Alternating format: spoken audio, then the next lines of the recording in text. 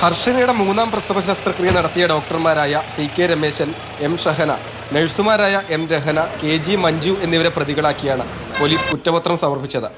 പ്രതികളെ പ്രോസിക്യൂട്ട് ചെയ്യാൻ സർക്കാർ അനുമതി ലഭിച്ചതിന് പിന്നാലെയാണ് പോലീസ് നടപടി. കേസിൽ 60 സാക്ഷികൾ, ശാസ്ത്രീയ തെളിവുകളടക്കം 40 രേഖകൾ.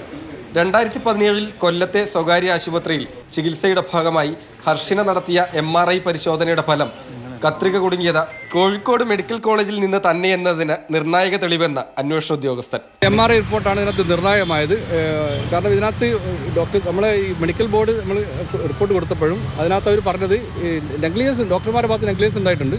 പക്ഷേ അത് എവിടെ നിന്നാണ് കണ്ടെത്താൻ പറ്റില്ല എന്നാണ് അവർ പറഞ്ഞത്. പക്ഷേ നമ്മുടെ ഫൈൻഡിങ്സിലാണ് നമുക്ക് ഈ MRI തെളിവ് വെച്ചാണ്, ശാസ്ത്രീയ പരിശോധന അടിസ്ഥാനത്തിലാണ് നമുക്ക് അയൺ എക്യുപ്മെൻ്റ് അതിനകത്ത് ഉണ്ടായിരുന്നെങ്കിൽ നിർബന്ധമായിട്ടും അത് ഇതിനകത്ത് തുറന്നുള്ള സർജറിക്കകത്തും അല്ലെങ്കിൽ ഡെലിവറിക്കകത്തും കോംപ്ലിക്കേഷൻസ് ഉണ്ടാകുമായിരുന്ന ഫൈൻഡിങ്സ്. അതുകൊണ്ടാണ് നമ്മൾ ഇത് മൂന്നാമത്തെ കാണുന്നത് നമ്മൾ ഉറപ്പിച്ചത്. നഷ്ടപരിഹാരം ലഭിക്കുന്നതിനുള്ള നടപടികൾ കൂടി വേഗത്തിൽ വേണമെന്ന് ഹർഷിന. നഷ്ടപരിഹാരം കൂടി കിട്ടുമ്പോൾ മാത്രമേ നമുക്ക് പൂർണ്ണ നീതിയാവുന്നുള്ളൂ. നമുക്ക് നഷ്ടപ്പെട്ട ഒരു സാമ്പത്തിക നഷ്ടങ്ങൾ എന്തായാലും നമുക്ക് കിട്ടിയേ മതിയാവും. അതിലേക്ക് നിയമ പോരാട്ടത്തിനുള്ള ഒരു വാതിൽ ഇപ്പോൾ തുറന്നിട്ടുണ്ട്. അപ്പം തീർച്ചയായും ലക്ഷ്യത്തിലെത്തും എന്നുള്ള ഒരു പ്രതീക്ഷയുണ്ട്. ചികിത്സാ പിഴവ് കേസുകളിൽ അപൂർവമായാണ് ആരോഗ്യ പ്രവർത്തകർ കുറ്റവിചാരണ ചെയ്യപ്പെടുന്നത്.